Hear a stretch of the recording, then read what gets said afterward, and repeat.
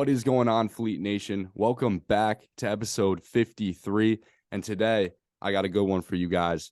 I want to give a nice, warm welcome, Fleet Nation. Let's give it up for Tri-State's very own Fireman Ed. Let's go. We got Fireman Ed in the building.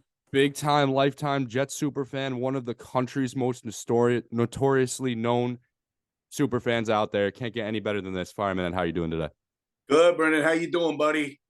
Let's go Jets, baby. Exciting times. Let's go Jets. We got Aaron Rodgers in the building. We got a slim Mekhi Becton. We got Breece Hall that's expected to come back week 1.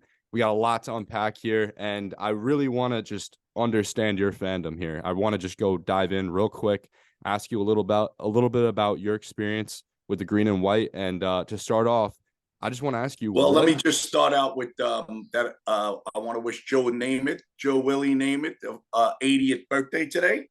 Yes, sir. That's why I got the Joe Willie throwback with Alabama, the Crimson Tide, Roll Tide for Joe Willie. So we want to wish Joe Willie Namath a happy birthday. But let's get started, brother. Happy birthday to Joe Namath, the GOAT New York Jet. So what is your earliest Jets memory dating back to a child? My earliest Jet memory would be probably 1974. My brother took me to my first game. I was 15 years old, and we lived in College Point, Queens, home of champions. I was playing ball. My brother was 7 years older than me. He just got season tickets, and he asked me to go to a Jet game. Back then, my dad wasn't a Jet fan, so I had no allegiance to football until my brother started getting season tickets. So I liked all the good teams, the Dolphins, the Cowboys. That's back then it was the Steelers, the Raiders, the Cowboys, the Dolphins. They were the best teams. So when you're a kid and you don't have any allegiance, that's what you do. But then my brother Frankie got season tickets, and I started going to my first game, and slowly but surely I started loving the Jets. So that's where it all started. So were you watching the Joe Namath era? Like, were you watching the Super Bowl? Nope. I was too young. I don't remember it. I was a baseball fan. My dad was a real big baseball fan. So I was a Mets fan, and I was playing a lot of baseball. I didn't play football until I was about 14. I started playing football. So then I got more interested in it as time went on, but really got into it like 17, 18, now you start, Okay. But I was going to games with my brother. So it was you and your brother. You guys are going to games together, having a blast, and just both adopted Jets fans there? That's just what happened? Or did your brother, was he a Jets fan?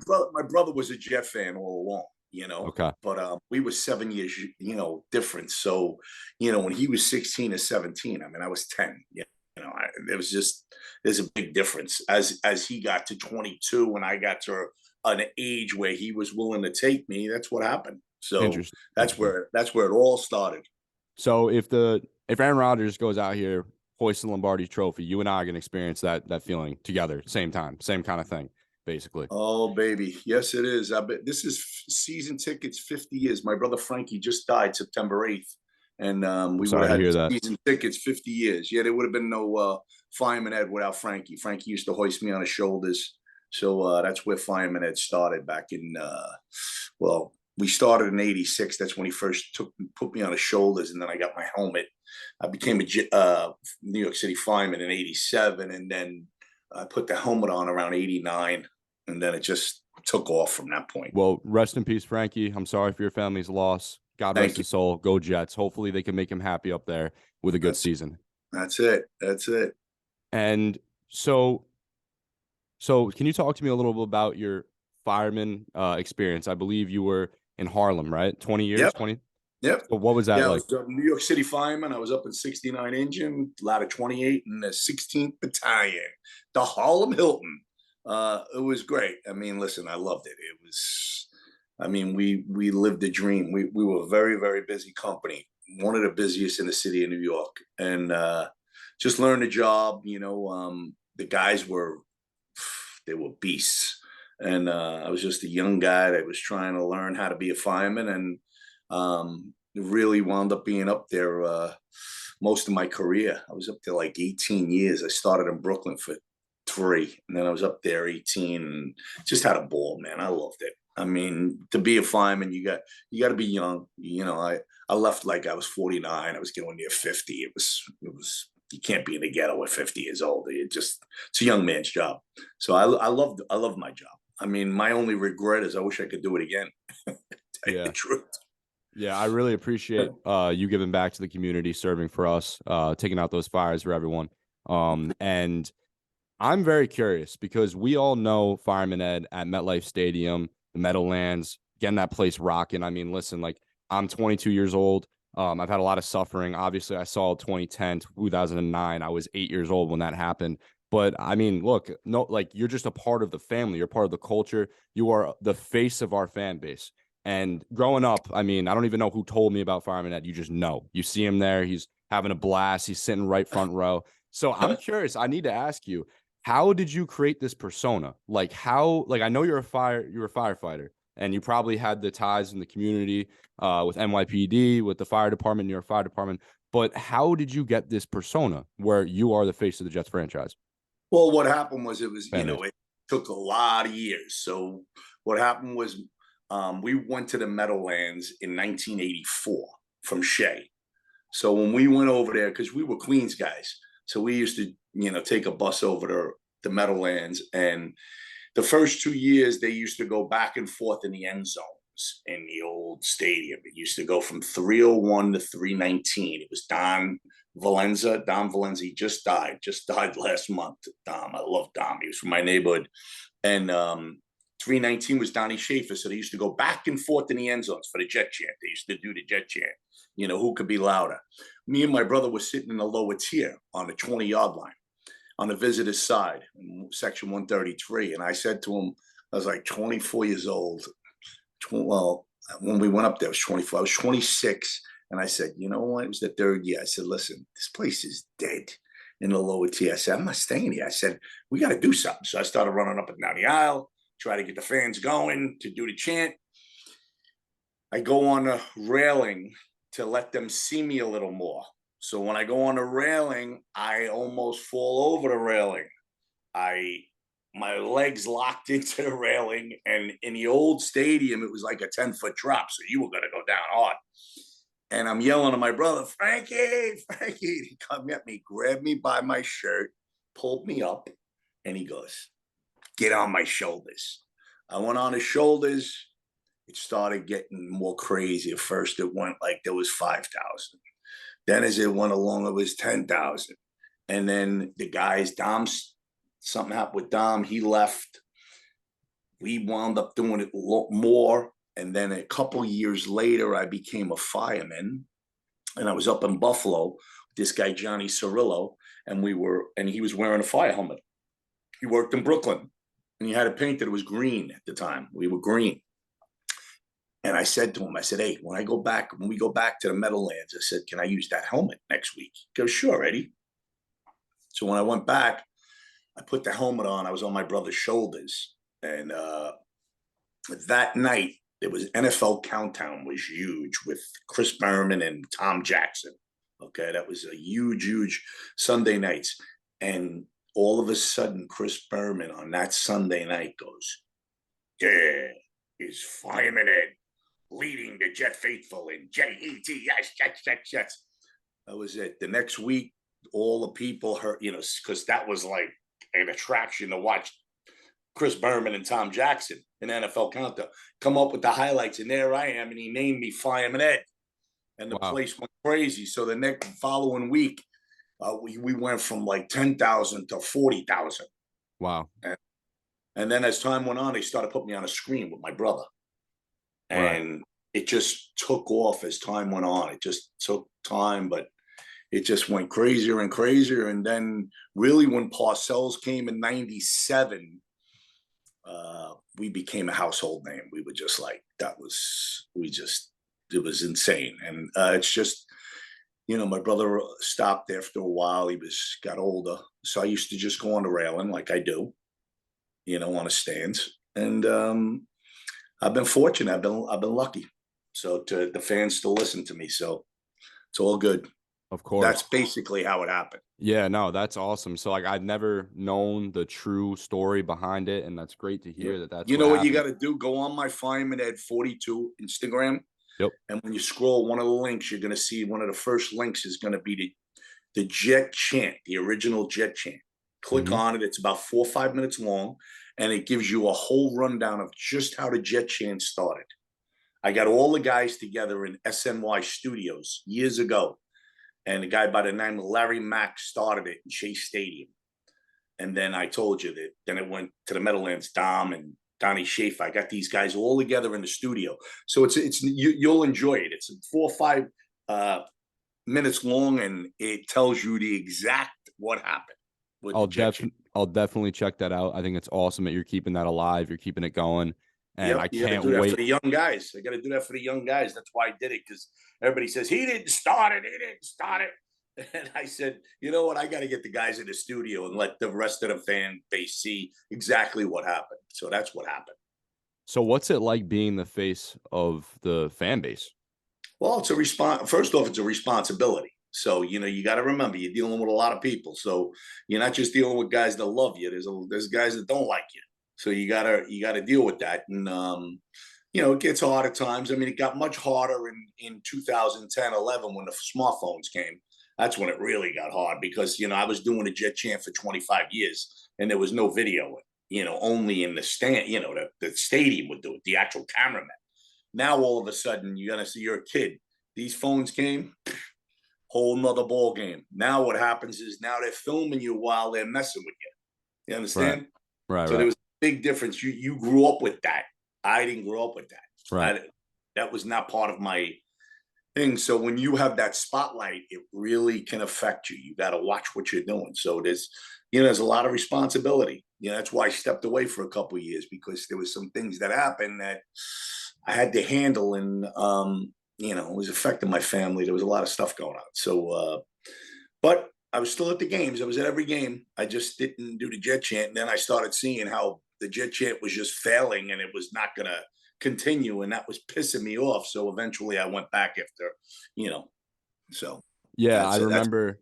I mean, I remember hearing the news about like you deleting the Instagram after the yeah, butt fumble, and I mean, me as a Jets fan, that probably is the worst, or if not one of the worst, things I witnessed, growing up. yeah, yeah. And would you agree with me on that? I mean, you've seen a lot more Jets football than me, but Yeah, I mean, listen, the butt fumble was, they overblew that. I mean, it was, we got blown out that game. right, Listen, we've had plenty of games we got blown out, and yeah, so they made it spectacular. I think it's a joke because Sanchez was a much better quarterback than they gave him credit for. right, Mark was very successful. He has the most playoff wins in Jet history as far as on the road. So I don't really. They try to have me comment on that butt fumble. I don't really talk about it because I think it's a joke. right. So that No, team was a much better team than that, and that just happened to be a culmination of some things that happened long before that, understandable, and so that's it understandable. is what it is. So, is there a specific moment that made you want to suit up, and bring back the hat, stand there to bring back the chant? Like, was Well, there? I never really wanted to leave to begin with. It was just we entered a time where life just changed completely, Right, just totally changed. You look and see when anything happens, you just see these people with these phones. Understand something that was not the norm. right, right. That was never around. There was none of that. Mm-hmm. Remember, before the smartphone, there was flip phones, and it was beepers before that. So you wouldn't remember that, but that's how it started with beepers. Mm-hmm. Then it went to flip phones. Then it went to smartphones. And remember to get a smartphone years ago, a lot of money. People couldn't afford a smartphone. And then as time went on, everybody got them. Then it becomes a free for all because no matter what happens, people are like this, and Mm-hmm. it's just changes the whole dynamic of everything. So especially if you have some limelight. If you have some limelight in life, you're a target. Right. Definitely. Remember, Most definitely. you got to remember when you talk, people could audio you. 100%. So it's just a different world. So that's what happened, and that's life. You got to adjust.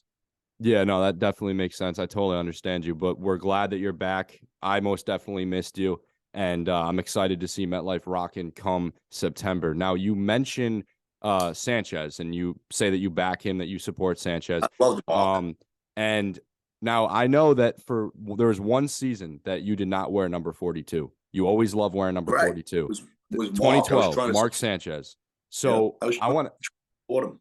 I want to ask you about Yeah. number 42. How come you wear his jersey? Is there significance? You're only wearing one jersey for the most Mhm. part. How come you choose Bruce as your one? Well, what happened was one, you got to remember back in 74, I started. So in 77, I used to wear number 42 as you know, when I played ball. So I used to play ball and I used to love Paul Warfield, who was a Cleveland Brown wide receiver, then a Dolphin receiver, and he wound up going in the Hall of Fame. So I loved Paul Warfield.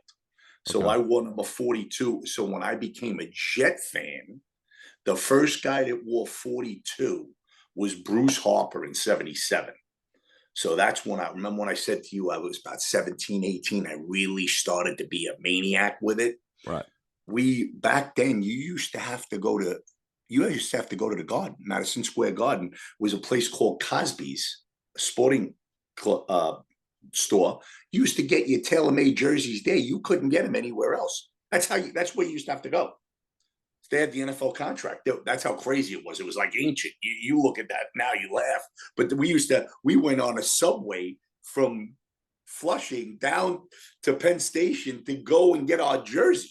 So I got Bruce Harper, and who knew years later that I was going to be Fireman Ed, and I wound up just wearing Bruce for years and years. And then I wound up meeting him. Bruce wound up coming down, and it was funny. He comes down, he's sitting in my seat before I got there. And he looks at me and he goes, "Am I in your seat or you in my seat?" And I started laughing. I knew who he was. I said, "Bruce." And then we just became buddies. And, so I wore Bruce.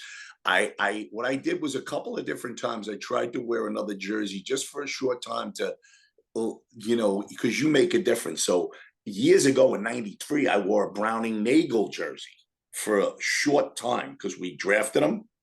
And then I wore Sanchez. That was the other one that I wore, but not for a long period of time. Most of the time, I've always wore Bruce Harper. Right. I would say out of most of the years, I'd say there's only been probably less than a season that I wore anybody else's jersey. It's been So Bruce. will you be switching that number 42 to number 8? No, How no, come? not really not. Because I stay with Bruce.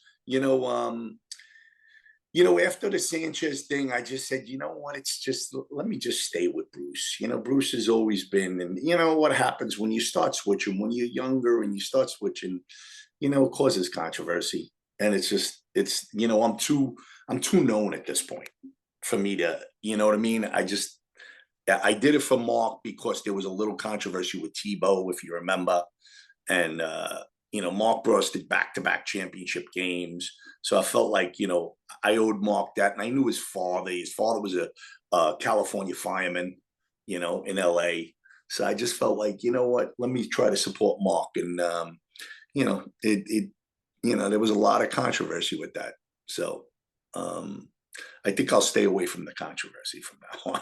Well, yeah, I mean, stick to your roots, stick to what, Yep. the public knows you the most at. I mean, I Yep. always remember watching you in the big screen wearing the 42. So Yep. Yep. stick with that. And who knows, That's maybe it. we don't want to jinx the luck with Rodgers. I mean, That I too. That's I another thing. did yeah, I did order the jersey. I Good kind for of just you. it was impulsive. Yeah, The you should. last the last Jets jersey that I bought, I mean, there's some burner ones that I have. We got Bell, we got Jamal, and then I put the tape over and I wrote AVT plus wait, Garrett Wilson. Yeah. Or no, yeah. AVT plus Garrett Wilson. That's what I had on there for the pick Okay, swaps. good, So then good. that's what I did. But yeah, so keep that 42 rocking. And Well, I'm hoping that we get a world championship and Aaron Rodgers signs a nice jersey for me because I'll rock the house at the Super Bowl. if we go to the AFC chip this year, how loud is it gonna be? The AFC Championship, I'm praying to God that we listen. The mission is stack the wins get home field throughout the playoffs for the first time in our history. Right. And the Jet fans will do the rest because we want to raise the Lamar Hunt Trophy in our house. Yes, sir. Because that means we're going to the Super Bowl, and the Jet fans deserve that. They've been waiting forever. Okay, you're a young guy, you're waiting, but there's guys that have been waiting a long, long time, and I'd love to see it happen for the fan base, all the fan base. They deserve that. So that's my hope, and that's what I'll stick to. I hope that we can get home field throughout the playoffs. And the way you do it is you start week one, you smack Buffalo around because they're fragile right now. They're extreme. What that loss to Cincinnati was big to them. Right. Right. And they're coming on the road on 9/11, and the stadium's going to be electric. And Aaron Rodgers is going to light them up, and we're going to set the tone. And if you want to win a world championship, the first thing is win a division. If you want to win a division, if you want to win the division, you got to beat the champ. You want to be the champ, you got to beat the champ. Yes, sir. The way it is. Just like how Aaron Rodgers said himself, it's not about slaying the dragons, becoming the dragon. And that's what we got to do in the AFC. That's it, man. I'm with you. So what Tyson got the shirts. Yes, Tyson sir. Round. I saw that. That's my boy. I just did a video for him with it. I'll check it out. Yeah, you got to go on NYJF. That's our podcast. We're Thursday nights, and go on Fireman Ed 42. You'll see it. You'll see it on one of my links. Sounds good. I'll definitely check that out. Yep. Everybody listening, go check that out for sure. Yes, sir. So the hat that you wear right now, is that an actual your duty firefighter hat? Well, it's a leather helmet, but my actual fire helmet is, I've always had that. I never replaced that. I have that, but I have about 4 or 5 of these through the years because it's been, they get wrecked. Right. You let somebody wear it, they drop it, it winds up, it's just wear and tear. So this is probably, it's 1, 2, 3. This is either the 4th or 5th one. And how do you customize it? Like, how did you design it? You go to, the Jets give me the label, the Jets. And I have one of my buddies as an auto body store. So he hooks it up and paints it up. So it's all good. This is all salty and crooked. But you know what? I love that. Like they say it's crooked. Well, it's a fire helmet, bro. What are we playing games here? What am I? Get the hell out of here. It is what it is. So the Jets hooked you up with that helmet. Now that kind of no, they didn't hook me up with the helmet. That's my helmet. I got that from the logo, right? They got the logo. The logo that Jets gave me. Yes. Right. That's what I mean. So being the leader of the Jets fan base for many decades now, have you met or interacted or have a relationship with players? If so, like what players did you enjoy interacting with the most? Yeah, I know a lot of the players, man. I mean, I know Joe Klecko and Marty Lyons. I donate a lot of my Cameo. I'm on Cameo. I donate a lot of money to Marty Lyons Make-A-Wish Foundation. So I know Marty. Joe's going into the Hall of Fame this year with Revis. And I know Joe. I know a lot of the guys. Wayne Corbett. Well, I know Connor McGovern. Connor just sent me he's the first guy since I'm doing this, and I'm doing this 37 years. And he's the first guy that sent me a jersey signed saying, thanks for the support. Wow. Connor, last year. He just sent me it. Yeah, I'm a big. I like Connor. I mean, he signed for nothing, but he wants to win. He knows we're he's going to do whatever it takes. He's going to teach that kid. He's going to help that kid. Joe Timmon. And Connor plays all different positions on the line, man. Don't be surprised if you see Tippmann in there, McGovern in there, and AVT goes over to the tackle position. Don't think that ain't going to happen, because let me tell you something. This team, I was just saying on another podcast, I just said, they're going to do whatever it takes. There's only about 6, 7, 8 guys on this team that are not replaceable. Okay. That are, you look at the roster, I'm talking about guys you would never believe that may get cut because these guys are going for it. They're going to do whatever they got to do to. This roster is not complete. It's far from complete. There's going to be 5, 6 guys. You're going to see linebackers come. You're going to see offensive linemen come. You're going to see a lot of different things happen. There's going to be guys cut that you're not going to believe because they're going for it. They're not. They are not. They don't care. They want to win this thing. So it's going to be different than what you're used to seeing. Believe me when I tell you that. So what's your go-to, like, what is the perfect offensive line looking like to you? If you're Joe Douglas, if everyone's healthy, organize our offensive line right now. What do you think it should be looking like come September? The ideal offensive line right now,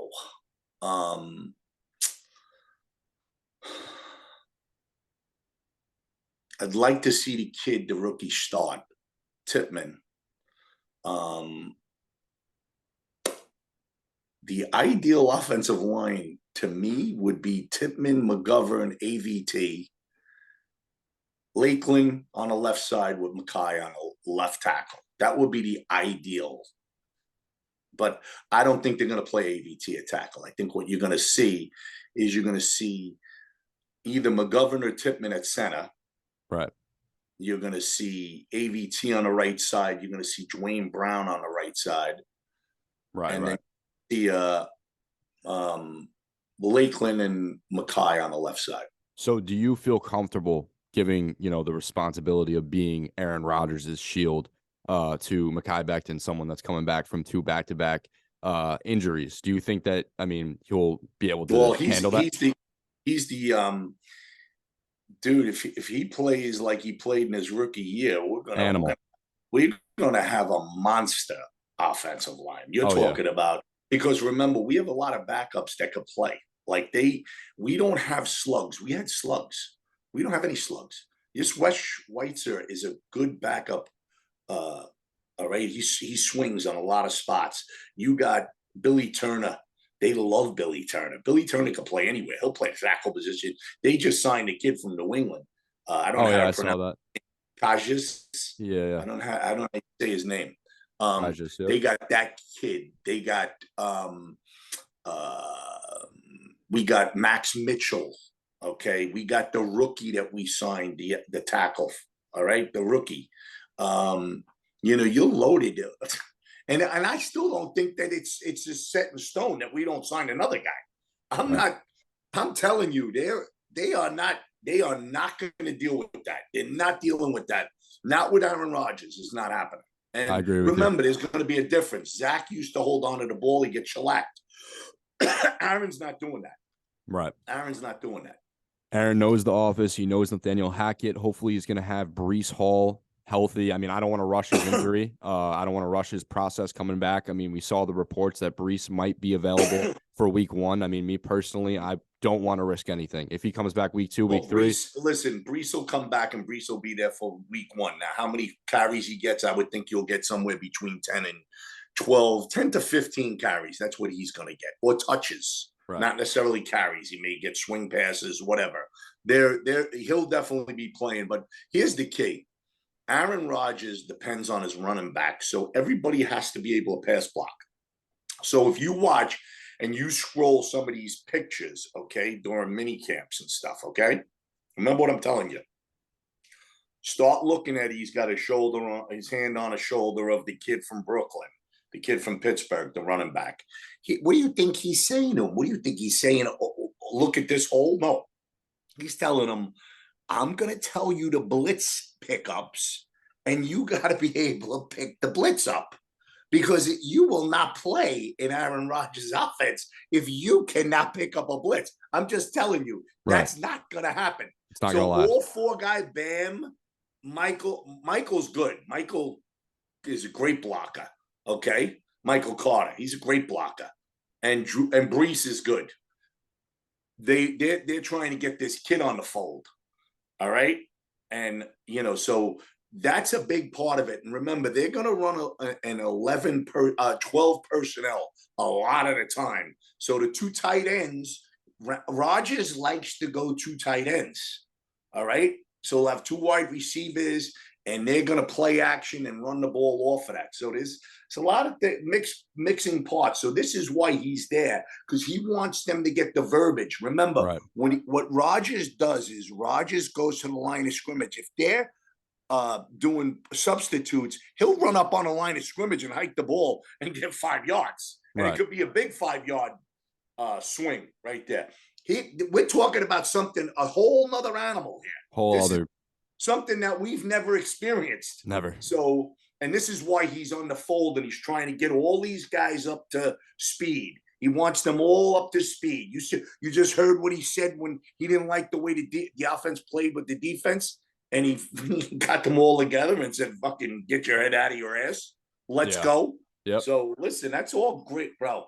Listen, April 24th. 2023 at approximately 4:38 in the afternoon, the journey began. Okay, we signed Aaron Rodgers to a trade. Listen, it's going to be a big year. Enjoy the journey.